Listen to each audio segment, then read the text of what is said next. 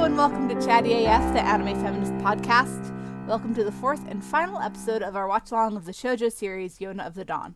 My name's Caitlin, and I'm a writer and editor for Anime Feminist, as well as writing for the Daily Dot and my own blog, I Have a Heroin Problem. I'm joined once again by Peter Fobian and special guest Gabriella Ekins. Hello. Hey, I'm Peter. I'm a producer at Crunchyroll and an editor at Anime Feminist. My name is Gabriella Ekins, or Gabby. I am an editor over at Anime News Network, where I mostly do, or have done, daily stream reviews. I'm on break right now, but I do reviews.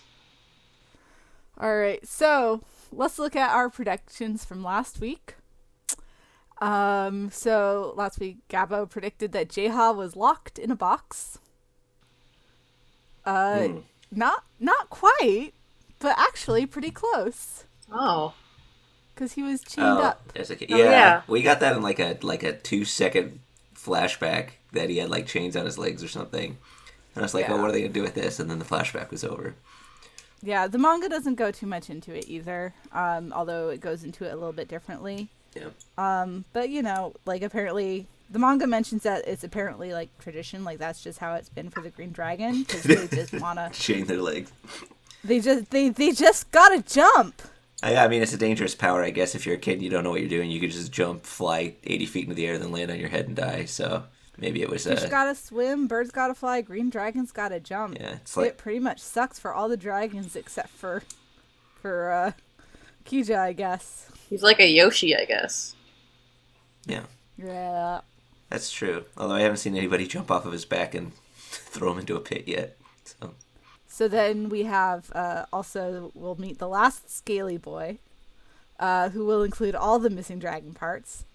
Did this prediction come true? Yeah. Yeah, she's got all the dragon boys. Is Yona how Lizardman romance became so popular in Isekai? Do I have Yona to blame? No, Yona's not Isekai! Yeah, but I don't know. There's like lizard romance in every fantasy series I watch now. Is it because of the Scaly Boys? Yona's just like Isekai without the Isekai part. Yeah. It's because the lizard people took over anime production. Oh. So they're trying to normalize it. Actually, I love that explanation, so I'll go with that one. Well, that's what Abe is, so... Yeah, lizard man. Yeah. He wants us to Here breed. We go. Yeah. He's trying to normalize militarism and lizard person romance. Yeah, so, lizard you know. reproduction. He's trying to farm, so... Okay. Dang. So Peter also predicted that it would end with the last dragon. And it would be setting up how dangerous the villain is, and then the end. I don't really feel like it set up how dangerous Suwon is. We just had another scene where he kind of goofs off, kind of implies he might be dangerous, and then end of series. Oh yeah, it was kind of the opposite, right? Like they met each other and he protected her. Yeah, I guess it did have a scene where they kind of like established that he has some greater goal, and that like he's willing. It kind of sounds like I'm willing to die for this, or like I cannot be king after I accomplish this goal, but I'm definitely gonna do it first. So it at least set up his what do you call it? His resolve. Close enough. Yeah. Right. It didn't show him being dangerous necessarily, but it did show that like he means it. Yeah. He means business. Then Gabo predicted that Suwon would actually fuck up and force Yona to intervene.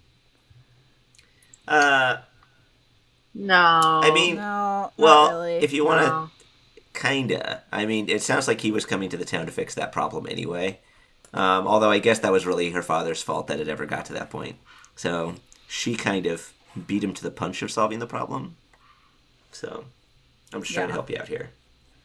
And then finally, I predicted that they would finally announce the second season, and they didn't. Who knows? I mean, upset. this podcast is going to come up in quite a while, like a month or two, right? So your wish might be granted by then. Maybe. Yeah. How many volumes of the manga does this cover? 7.5. Actually, 8. How many volumes are there? In English...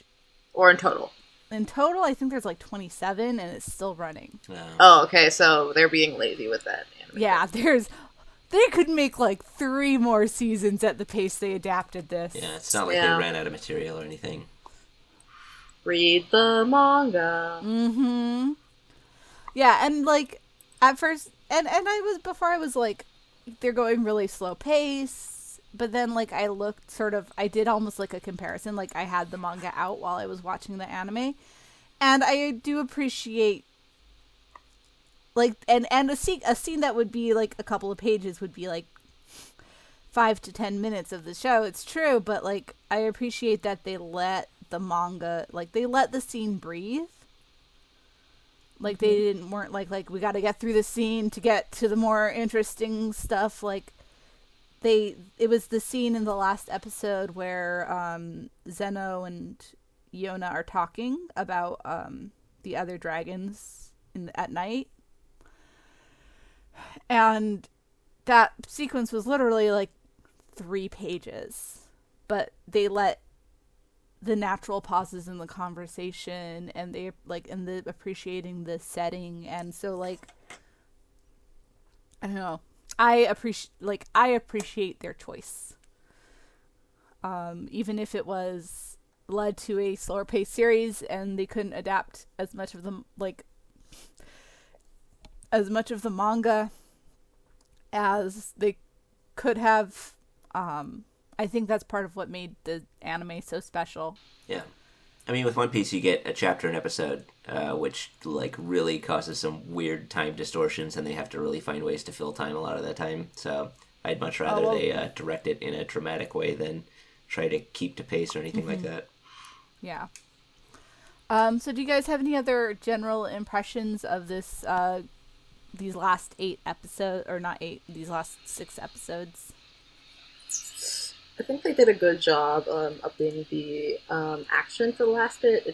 This does have like a non-ending or read the manga ending, but they did at least like give you a good action show that I think showed like Yona at her most like taking a step up in badassery. Yes. Which had been coming for a while. Yeah, I feel like the conclusion they wanted to reach was Yona killing her first man. So yeah, that was like the kind of real conclusion of the story, and then they're like, oh, I guess you should get all the dragons too, since that's been the quest. So they threw Xeno then at the end and then wrapped things up. But our battle continues. For the record, Zeno's entrance is just as abrupt in the manga. All right. I mean, I believe it. Like, Zeno's entrance really is, like, beat for beat the same as the manga. I mean, I definitely believe it. It's just, I feel like if they might have otherwise left that out if gathering the dragons weren't such a big aspect of the story, because it's like Zeno's entrance was abrupt, but then it's like also the series ended right afterward, so it's like, okay, who's this person? See, I really like that it took its time to sort of wrap things up, and like like the big climax was like, you know, in the third to last episode, but at the same time, like, they had sort of the emotional next step of her journey to start on and to talk about. But we'll get to that. Mm-hmm. First, let's sort of talk about what happened in these, like, 19 to 24 episodes. They all sing, Yayo Yayo. I love the One Piece rap. Yayo Yayo. It is a One Piece. Yayo, actually, yayo. I gotta interrupt, because the comparisons to what, like, the similarities to One Piece just keep growing. That song is basically the One Piece rap. They have a womanizer who specializes in kicking people now. I mean, it's just. Are you sure this isn't in the One Piece universe? Fair, is this East Blue? J-Ha is not a womanizer so much as he's an everyoneizer. Yeah. True. J-Ha just flirts with everyone. True. Would Hak be like Zoro or Zolo? Yeah, I think he'd be Zoro. Yeah, he also doesn't get along with the kicking guy, much like Zoro and Sanji. They have somebody who transforms body parts like Chopper. I mean, come on.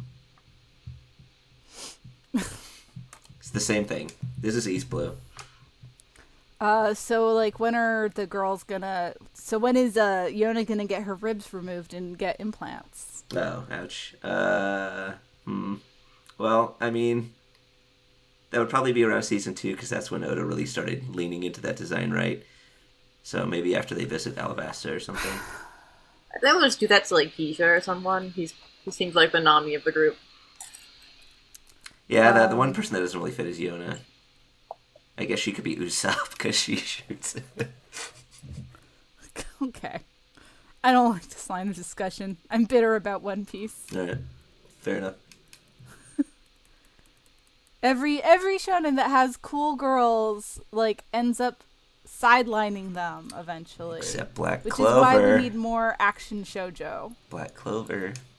I'm telling you. I don't know about Black Clover. It's really good. Yeah, Noah's the main character, actually, if you really think about it. Anyway. The only shonen I watch is Food Wars. I watch Kaguya-sama Love is War. Oh. That's a good shonen. I like that shonen. Is that Shonen? It is shonen. It's Shonen Jump. Okay. That's in Shonen Jump, jeez. Okay. I guess I believe it. If freaking Nisekoi is Shonen Jump, then Kaguya could be Shonen Jump. But anyway. So, but Yona is not immediately welcomed into the pirates because she doesn't have a lot of useful skills. So she must prove herself and get a kind of healing herb that only grows in a cliff off the sea. And she must walk along a terrifying little mountain path. Ha. But she does so. She's accepted to the pirates. Gigan is life goals. I want to be like Gigan when I'm old. And Yona and Yoon volunteer to get kidnapped by sex slavers to save the city of Awa. This results in Yona being a stone cold badass, and they defeat the evil lord who is kidnapping girls for his own profit. And then everybody comes out for a big party. In the process of planning this party, she runs into Suwon, who does not kill her, and she does not kill him. Yet. And she must deal with sort of the emotional fallout of everything that she has been going through for the past few months. Jeha they leave the pirates, who are no longer pirates. Now they're just fisher people because they no longer have to try to save their city from an evil pirate lord kidnapping women. Jeha joins, Xeno wanders in, and they visit to Iksu. They visit the priest Iksu. Yona talks about the friends she's made along the way. And the show wraps up.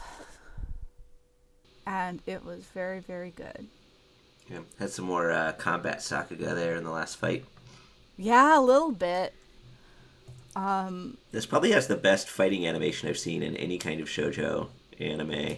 That's not like Magical Girl.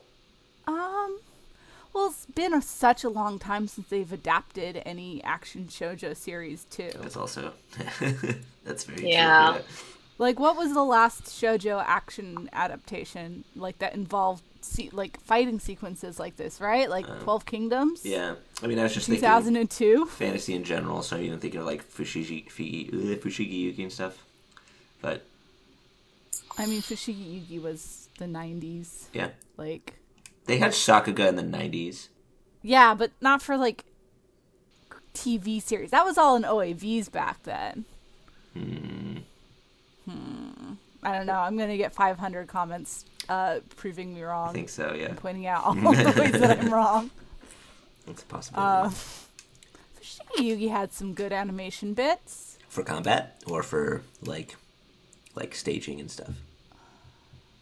Yeah. Don't ask me to prove it right now. All but right. It did. Yeah, I don't recall any in particular, but it has been a long time since I watched Fushigi Yugi, so... And you watched it much more recently than I did, so I'll take your word for it. It was uneven. It was very uneven. Okay. Guys, I think we're all forgetting Sailor Moon Crystal. Oh yeah. Yeah. I didn't watch We said that, except for Magical Girl. Yeah, I did. That was my qualifier. Yeah, because you always have freaking Precure, which is just a Sakuga fest. As we're frequently told. But this is... See, does Utena have any Sakuga? I'm sure it does. That's one of the items on my backlog. I'm only like a quarter of the way through. I would ask about Saiyankoku, but like 5 people watched Saiyankoku, so... Oh, I had to watch the sequel anime for Shelf Life. It was pretty dumpy. Wait, for Saiyankoku? Yeah. Wait, they're putting that out?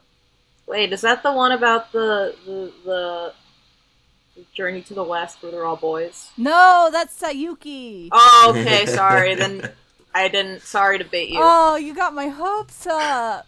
I'm sorry. Oh, man. Sorry. What's that? Sayuki Reload Blast, right? Yeah. Yep. Sankoku Reload Blast. You know, that, like, 20-year off, like, immediate sequel to that stuff. Yep. Love that. That'll definitely play. But yeah, no, like, there are some really good action sequences in this last episode. Like, the whole fight on the boat, had just, like, things really landed. And, like, the moments... I thought showing Yona with, like, the literal fire in her eyes was a little bit cheesy, but I also think that it worked surprisingly well. Wait, where he was grabbing her hair? Or when she shot the guy? Yeah, when he was grabbing her hair. Okay. Yeah, that was good. I liked that. That screen. And it really is the culmination of sort of Yona's evolution as a character. She's not taking shit anymore. She is... It feels like such a natural moment for her character, and it's a big moment, and it feels so earned, and compared to where she was at the beginning of the series, it's just really, really satisfying, and I get chills at so many times in those last few episodes. Like that moment where she like gives that guy that like terrifying death glare. I think my favorite scenes overall were when she was climbing up the basically sheer cliffside, except for like a foot long like little ledge, and like Jae-ha like the extent to which Jae-ha tries to convince her to stop, but she is determined to keep on trucking, and also like the scene where like the sex trafficking warlord comes in being like, "Come be my pleasure woman," and she manages to like bow him out of it and also like convince him that she's not the princess. Yeah, she really, really thinks on her feet in that part. Yeah. She had to like walk that back a little bit because she showed him her emperor hockey, and then she had to convince him that she wasn't Yona. So it's cool that she can do that, but she's gotta learn to control it, I guess. I liked that with the I can't remember the name of the dude with the bow, the bad guy. How it wasn't her shooting him that stopped him from killing Jae-ha, it was her killing intent. She like pulled like an Orochimaru thing where she was so intent on killing him that he froze in place, just feeling, I guess, her decision to murder him. And then, of course, she actually murders him, which is something that usually doesn't happen directly after a scene like that. Yeah. That's some powerful stuff. Because the whole thing was, like, they didn't want to kill anyone in their battle. Like, Gigan told them, like, no killing, but Yona was like... But that guy was getting away, and he was going to, like, keep messing stuff up, and sometimes it's just, like... Well... you need to be gone. The reason, I think, for not killing anybody was because they were just hired mercenaries and stuff, right? So they're just working for a bad guy. He was the bad guy, and he was going to keep doing bad guy stuff. So there's definitely, like, maybe you don't hire or kill the hired muscle, but you maybe should kill the bad guy who's been trafficking women for however long. That seems reasonable. And yeah, I feel like in a lot of series, like, that moment would be like, oh, well, she's going to put her down and put her bow down and show him mercy. It's like, no. Yeah. She is a warrior queen now. She needs to be able to fight and face down bad guys, and, like, she does it, and she takes care of it. And, oh, it's such a good feeling when she does that. Like, oh. Yeah. Shows she's willing to kill. She is willing to kill if she needs to. Yeah. Like, she is not soft. And won't hesitate. And I love, like, empathetic, like, she is an empathetic heroine, but her empathy has limits. And she is a protector before she is an empathizer. Not just, like, pure, like, super feminine coded, like, pacifism, save us all stuff. Yeah. No, like, that's true. Like, it's not, she's not just the feminine coded pacifist. She does what needs to be done. Yeah. Although, when they talk about leadership qualities, it does tend to lead toward feminine, I guess. Like, her dad was not, I would say, traditionally masculine. Neither is Sungwoo. Suwon, sorry.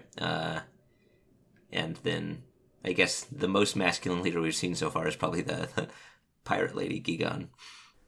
Mm-hmm. Yeah, yeah. No, this show definitely sort of plays around with that. Gigan is the best. She's so cool. Is she going to be a fisherman now? A fisherwoman? I don't know. I guess I didn't... Oh, I don't know if that backstory was really important, like, where she came from necessarily. Whether they were just, like, women started disappearing, so they all, like, were just a bunch of guys in the town who became pirates out of nowhere. These guys are, you know, her boys, her many terrible sons are all going to settle down, marry the girls who are no longer getting kidnapped, have children, and she's going to be the world's greatest grandmother. Damn. Queen of the pirates.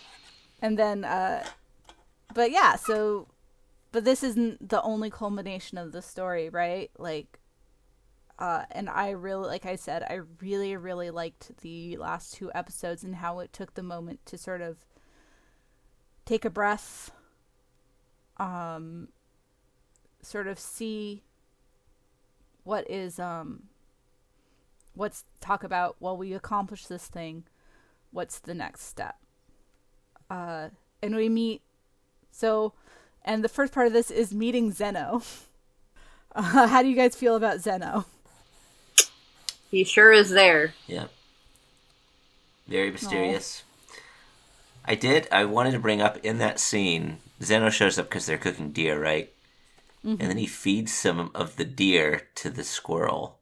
And I don't know if squirrels eat large animals or any meat besides, like, bugs. I think is that a thing? I think they might be omnivores. A squirrel's getting a little scary. Can eat a deer. I mean, even if you eat... Yep. Yeah. Squirrels are omnivores. Okay. Do squirrels hunt? This live science says that they mainly eat fungi, seeds, nuts, and fruits, but will also eat eggs, small insects, caterpillars, small animals, and even young snakes. Okay. Damn. Wow, snakes. I guess if you eat squirrels are more badass than I thought. Yeah. Don't mess with squirrels. Big game hunter. Squirrel was one of the MVPs this time too. Squirrel of the pirates. Yeah. It's hard to really get have an opinion on Xeno though, because Xeno's just like, oh yeah, I'm here. I'm also a dragon. I'm gonna join with absolutely no difficulty.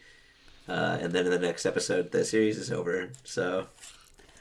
Well, and I mean, Yumis even says, like, this is kind of anticlimactic. Yeah. Like, just the other dragons are standing there, like, talking. They're like, I think it should have been harder, this guy's right? the last dragon. Because they can sense the other dragons. Yeah. Wonder if he was watching them from nearby to see if they were worthy or something like that. He's definitely the first scaly boy that I'd call a boy rather than a man. Yeah. Mm-hmm.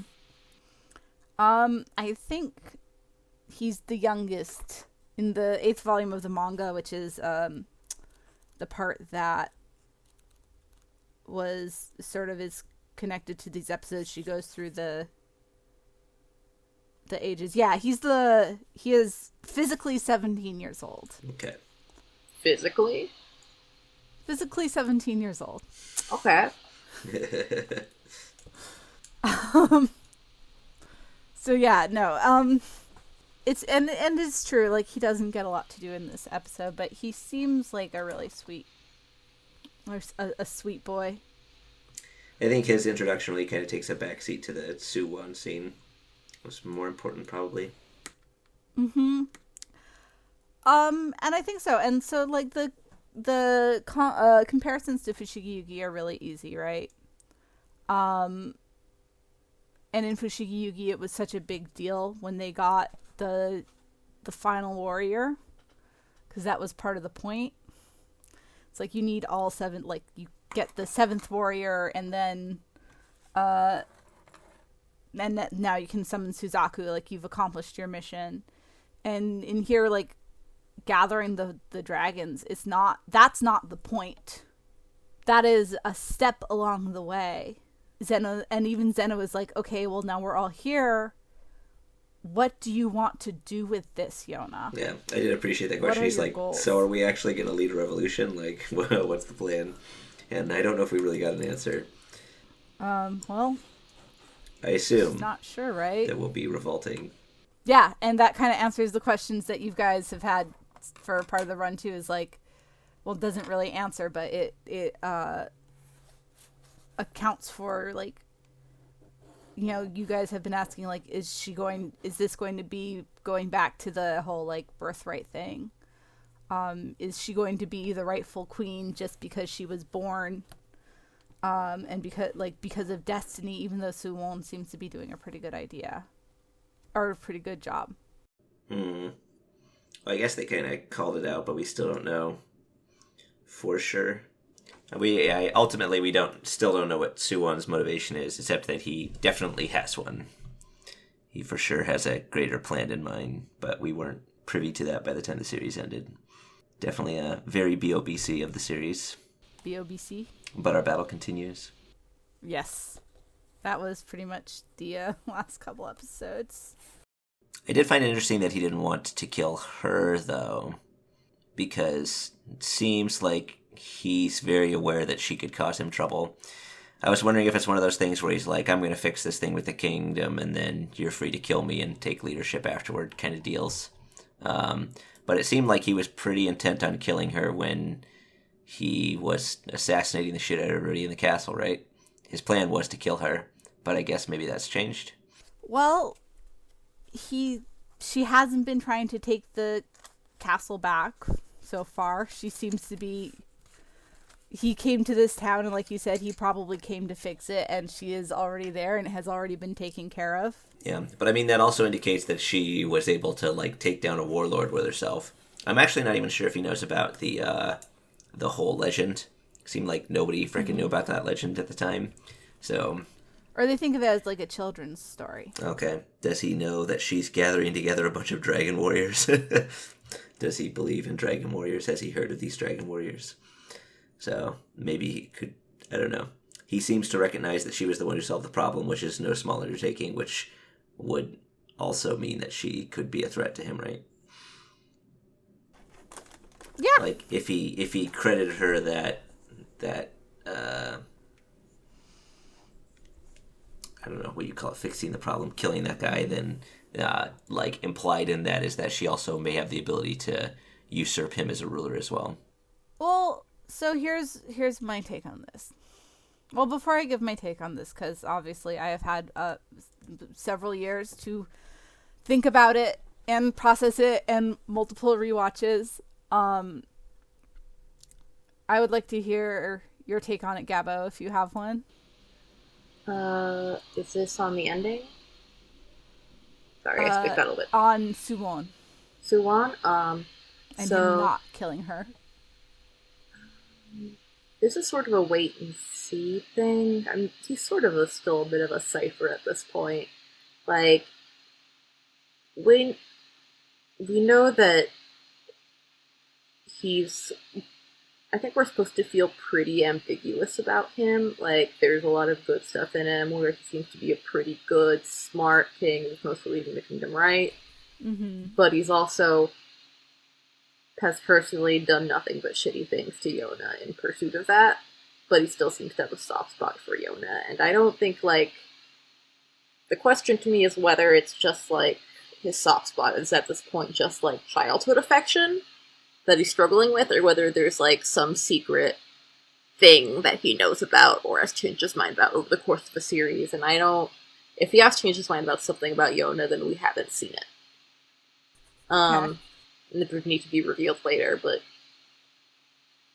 I think he's so far on the same conflict that we saw earlier on, over his attachment to Yona and his need to be ruthless to accomplish things, but just sort of has consolidated his power. Right. All right. So this is my personal take on it. I think it has more to do with his own sentimental feelings towards him, and it is something that both of them are still struggling with. Because he hides her away from the what's his name, the grumpy air sky tribe general, and like, because if his men saw her, then they would perceive her as a threat and like probably try to take her out, or say, oh, she's still alive and she's the rightful heir to the throne. Can't have that either. So he does not want other people to know that she's alive. I think he was feeling a lot of relief at the moment at finding that she was alive, because like he thought she was dead, and he was really, really shaken by that. So he's happy that she's alive, even if they are supposed to be enemies. And both of them have a lot of really complicated feelings about seeing each other in that moment. Like, you saw that after he doesn't hate Yona the way that she hates him. Yeah. Because she never did anything to her, right? Like, that is a one-sided sort of yeah. But she has so many like complicated emotions towards him.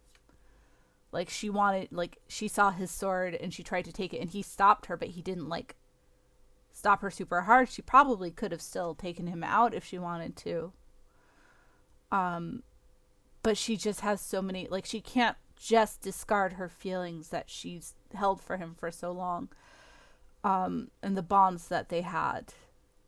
And that's something that I really love, is that sort of sense of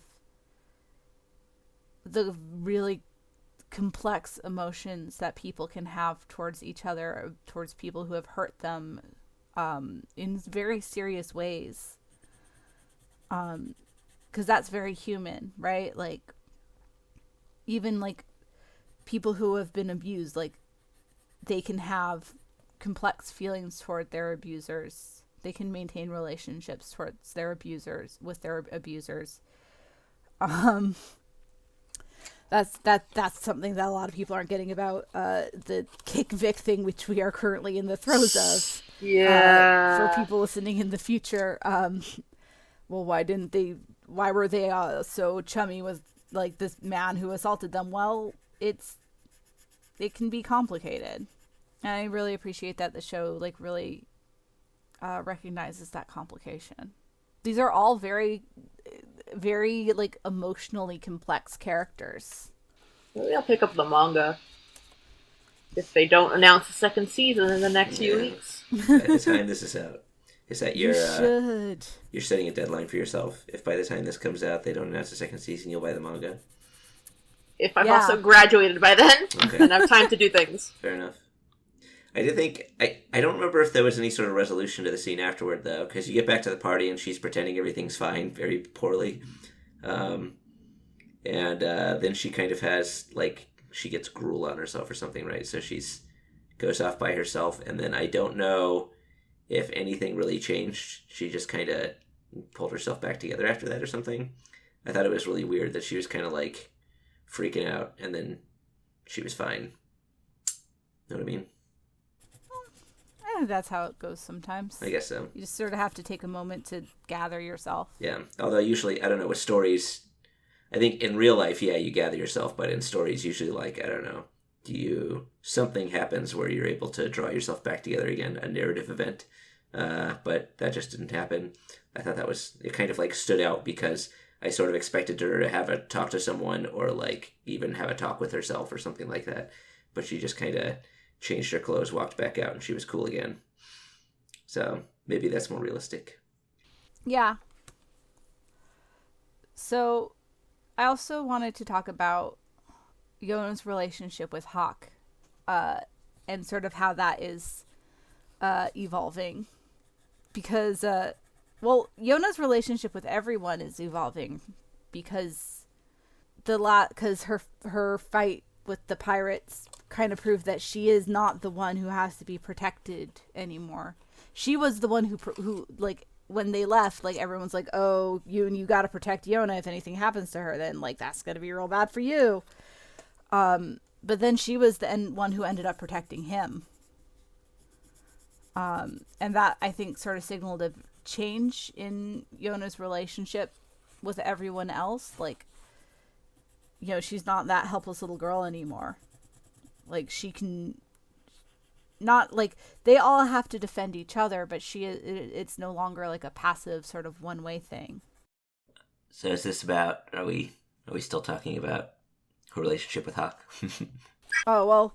I mean, that kind of significantly changes her relationship with Hak, right? Like, he was very, like, he was her bodyguard. He was the one protecting her, and now, like, he doesn't always need to protect her. And he's not sure how he feels about that. Also, speaking as someone who I would describe myself as an expert in missing signals when it comes to, like, romantic interest, Yona's some next level shit. Yeah. Like, when somebody's licking honey off your hands, like, what kind of thoughts go through your mind there? Oh, maybe he just really likes honey. No. he just really loves honey. Yeah. It's a precious commodity. It is, yeah. I guess honey was rare back then, so yeah, you didn't have beekeeping. You'd lick that honey. He likes your honey, baby. Yeah. They also didn't have processed sugar. Oh, true. After a certain point, though, you gotta wonder why he's licking honey off your hands. Come on. Apparently honey will keep for, like, literally thousands of years. Like, they found honey in, like, the pyramids, and it's edible. Yeah. So you're saying it wouldn't spoil, so she has no excuse? Yeah. Yeah. Neither of them had an excuse. Taste of honey. I've got some honey on the table right here. Yeah. I think all right. She just entirely thinks of him as a friend or something like that. She just has locked into that perception.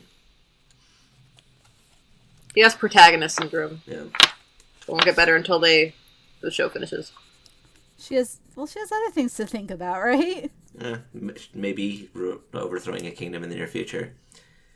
Kind of throwing some plans together, that kind of thing. She's got her priorities in line. I guess I kind of understand why people don't like Hak. He does mention tying her up a lot, but I don't know. It seems like very, I don't know, like he absolutely would not do that, and the only reason he's saying that is because he's really afraid of her, like, going out in battle and getting killed or something. Mm-hmm. It always comes across as very helpless to me. So, but I mean, I get why people take umbrage with somebody making that statement ever. But at the same time, I never really got the feeling that he was, like, I don't know, even kind of an asshole to her or something. I like the way you put that, actually, Peter. Like, he feels helpless. Yeah. Because he knows he can't do that, right? And he feels like there's nothing he can do, even though he's got, like, all his combat prowess and stuff. If she's going to jump into battle, there's always a chance she could die. And he doesn't like that idea. But he also can't stop her, so... Yeah, no, absolutely. I really like that wording. Like, it really, like, signals Yeah, it's very masculine too. I can't think of words to make her stop, so the only thing I can think of is literally to tie her up or something. But that's not an option, so I'm just fucking lost. Yeah, well, and calling him helpless, like, it sort of reflects not a feeling of, like, him being controlling, but, like, a feeling of him being, like... Lacking control. Yeah, he's a good, like... frustrated. That's, like, a pretty hot, like, anime archetype. Like, he's, like, the tough guy, but, like, he is the one who is, like, submissive to, like, the whims of, like, the lady, who's not, like, a mean or, like, an evil, like, dom lady. He's just, like, she's the one in control and he's the muscle. Yep. But they still love each other. Right. And I don't get, are you saying they're both switches, or... I mean, yeah. Power dynamics are complex. Okay. Mm-hmm. Yeah. But Yona and Hawk's relationship does have, like, a kind of a kinky element to it. I do agree with that. Yeah. Once you tell somebody you want to tie him up enough, you start... I mean, and that's another thing I think Yona's really kind of... It's going right over her head. There's some connotations there. Maybe I was wrong. That's not how he means it. Or, don't say that... What was it? What did she say? Where he's like, it stirs my desire. Oh, God. I know. All I can remember is when Jaha said that when he saw her kill a man. He definitely... that stirred his desire. Oh, I know Hawk said it, but I don't remember what the context was. Jaha is definitely a kinky motherfucker. Yeah. Jaha is just He's horny. Yeah, very Anna Twitter. He was born in that box. Yeah. He wants a girl that can kill him from 80 yards away with a bow and arrow. He wants in on the Yona and Hak game. Yeah, pierce my heart. And like a lot of shoujo manga kind of has a kinky element to it. That's not uncommon. Yeah. Although this one's like been pretty free of like a lot of the shit that's usually problematic with that kind of stuff. Where it's like, I don't know, somebody locks somebody up in a room or gets very handsy. That has, I think, maybe I'm misremembering. I don't think the series has really gone into that, right? No, I think Hot gets fresh a couple of times, but like, other than that, it's generally pretty. Didn't have one of those scenes where the guy loses control or anything, right? Right, yeah. And that's actually something that I've remarked on, is that like she trusts her dragons and Hawk and Yoon pretty implicitly. Like, she sleeps in a tent with Yoon, and like, but there's never any, like, they're in a camp, they're camping together, like, and no one ever like tries to pull anything. There's no worry about that. Like, they're her boys. And she trusts them. Yep. Hawk respects women. That's right. Hashtag respects women. And I like that. Like, whenever I'm like, well, shoujo manga depicts all these kind of unhealthy things, people are like, well, it's shoujo manga, it's gonna be kind of kinky. And it's like, well, we can have different things represented. We can have it in different ways. It doesn't all have to be about the guy being controlling. Yeah, I think this is kind of like the healthiest of like the kind of bordering a little bit on kinky relationships of this type. Like, a lot of these types of shows tend to have that, like Kagome and Inuyasha, where like Kagome could like tell Inuyasha to sit, things like that, but also she was still super dependent on Inuyasha. They were more like belligerent and annoying. Like, Yona and Hawk are more mature and reasonable and don't act like small children around each other. Yes. Well, usually. All the time. Yeah. Well, I mean, they just act like, I don't know, like they've been friends for 20 years, and they still do the same shit they do when they were 8. But the power dynamic is not bad. That's what I'm saying. Yeah, it's a lot more complicated than they usually are. Yona's just completely oblivious. And like I said, it's shifting because it's no longer... She's the princess, but she is dependent on him to protect her. Like, she can't wholly protect herself, but she can carry her own And that's always, like, I've always really loved that, and that's something that I feel like this kind of series, these reverse harem shoujo like fantasy series very rarely have. The main exception I can think of is like 12 Kingdoms, which keeps coming up, which is a very different sort of thing. Yeah. She's got a ghost in her that makes her kill people, though, so you don't get that scene where... Well, I mean, we've already made it over the hump with Yona, you know, where you get the scene where, like, the girl's got a sword or something, but she lacks the conviction to kill, so the guy just grabs that out of her hand or whatever. Now you know Yona will just stab the shit out of him. Yeah. And then her conversation with Jae-ha, where Jae-ha's like, oh, Hak probably wants to, like, you know, lock you away where no one can see. Yeah, he said that to her? Did I miss that? Yeah. Yeah. God, she's oblivious. Yeah, and she's like, what? Yeah. Why? Why would he want to do that? I don't understand. And Jae-ha's like, oh my gosh, are you serious? Spending literally 0 brain cells analyzing the meaning behind anything Hak does or says. Well, she, you know, why would she? They've been friends for their entire lives. Yeah. Like, she knows him, right? He just doesn't know what sex is. It is an anime, and you never get together with your childhood friend, so... Yeah, that never happens. Maybe she's just more wise to the tropes than we are. She's not even bothering, because it's got to be the mysterious foreign exchange student or something. 02. Gotta be 02. Sorry, Ichigo. But yeah, like... and I like the conversation in the cave where he's like, I don't want to lock you away. I want to show you to everyone. Say, like, this is Princess Yona. This is the girl who you all thought was dead. Here she is. She's going to be a hell of a queen now. And I feel like that is also part of the shift, is that, like, before he probably would have wanted to lock her away. Yeah. Well, I mean, when they escaped, he was definitely going, like, we have to hide somewhere basically forever, right? Mm-hmm. Yeah. I don't think them taking back the kingdom by force was really on his mind. Yeah. Probably still isn't. What do you guys think of the kiss? That the series kind of wraps up with when they're in the cave. Because kissing someone while they're sleeping is... It was a forehead kiss, right? Yeah. It's more chaste.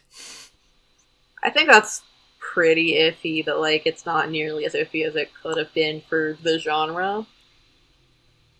It's not good, but, like, way worse stuff happens in the genre than it's not. Yeah. Well, it's like I see Sailor Moon, Mamoru kissing Usagi while she's sleeping, and it's like, ugh, don't do that. But I thought it was in this context, it was a sweet moment. I liked it. I thought it was good.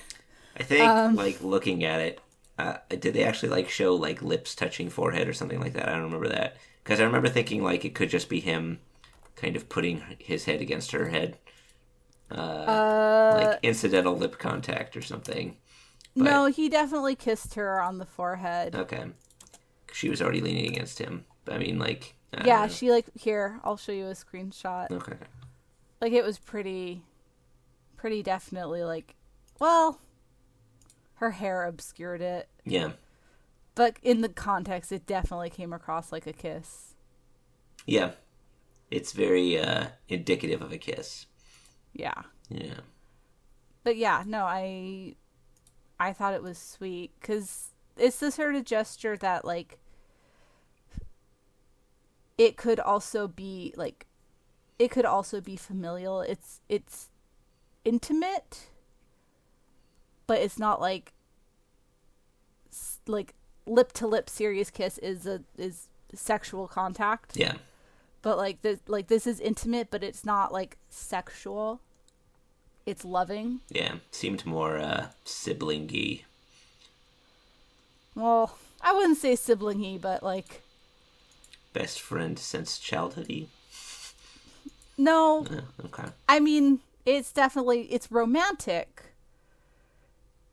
Like, there's the different kinds of love, and then there's like romantic love, and then there's like sexual, and these two things can be linked, but they're not the same thing. I don't know. Do you get what I'm saying, Gabbo? Am I explaining myself well? That's like a borderline thing. It's like a forehead kiss is something that you can do with like someone you're very close to that's not necessarily romantic. Like if a stranger forehead kissed you, like that'd obviously be super inappropriate. But that's like a place where like your relatives or like close friends can like do it. I think it's probably not something you should do with a friend or you have a crush on, but it's still like not totally out of line. Yeah, no, like I said, it's intimate, but it's not horny. It's horny. It's pretty horny, but it's not totally out of line. Not necessarily horny. I don't know. Not I kiss kids on the forehead all the time. Oh, that's fine. It's horny when he does. It's not necessarily a horny act. It's only horny when Hak does. That's what I mean. Yeah. Like, cheek kisses can also be horny, or they can just be the thing that you do by default when you see your Cuban grandmother. Yeah. It's one of those either way ones. Yeah, no, definitely. It's a really nice moment. It's a really great way to sort of wrap up the series. Speaking of wrapping up the series, we should probably start wrapping up the episode. How do you feel about the show as a whole? What did you guys think? I liked it. I'm just trying to figure out how to describe what I mean here. I like, it was like a very atypical fantasy series. Usually they don't kind of get like pseudo-Korean fantasy. So it was a very interesting setting. I feel like we didn't get much ground as far as the direction it's taking with the villain, but I am interested in like what the hell his deal is. And it definitely seems like it's kind of really expanding its scale. Whereas a lot of stuff like this, I think, kind of keeps very focused on the characters. I mean, there's a lot of character focus, but it looks like it's trying to also tell like a big epic type thing. So I enjoyed my time with it. I'm pretty interested in well, I mean, you've read it, right, Caitlin? Yeah. So you'd say I've been up with the U.S. releases. It keeps on the course with quality wise. Yes. Okay. Yes, it does. I'd be interested in trying out the manga. I'm about to catch up to a couple series, so maybe I'll try out the next volume. I don't know whether I should start from the beginning or just figure out where it left off, though. Depends on if you're buying it or if you're gonna like digital or whatever. I read digital if it's free, but usually I buy paper copies otherwise. I would say that if you're like, you don't have to read it. It follows the manga super closely. There's a couple of like little things that you would be missing, but nothing major. Okay. Is it one of those series that gets very limited prints, so all the old volumes are very expensive? I don't think so. I think it's doing pretty well for Shoujo Beat. Okay. Then I could probably see. Maybe I'd go back and read it. Wouldn't take too long. So that is how much I enjoyed it. I'd be willing to buy all the stuff that I read already and read through it. I think that's that's good, right? Yeah. Gabbo, what did you think of the series? I thought it was pretty fun. It's like it sure is a blast to the past. Like, we don't get shows like this anymore, so that helps this one stand out, and it certainly feels like an update of like the shoujo epic like fantasy adventure with like sort of the gender politics made like cleaner, and also like cooler boys and things like that. Yeah, I couldn't believe how recently it was made, actually. Yeah. Just because it felt so, like, 90s. Late 90s, early 1000s. That was likable. The production values were surprisingly good after, like... The first episode wasn't bad, but I think, like, the show's art style is a little deceptively, like, dull. Or, like... I love normal the looking. art.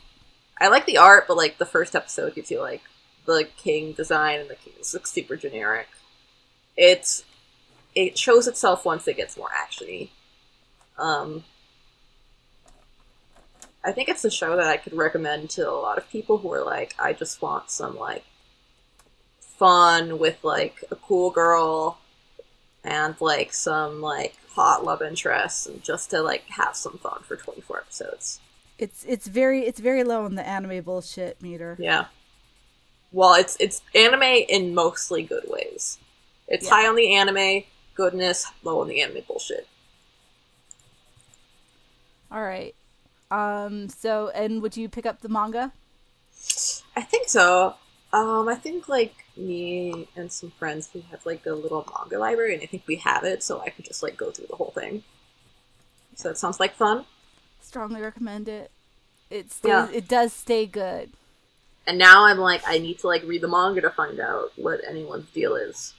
Past, like, Yellow Boy.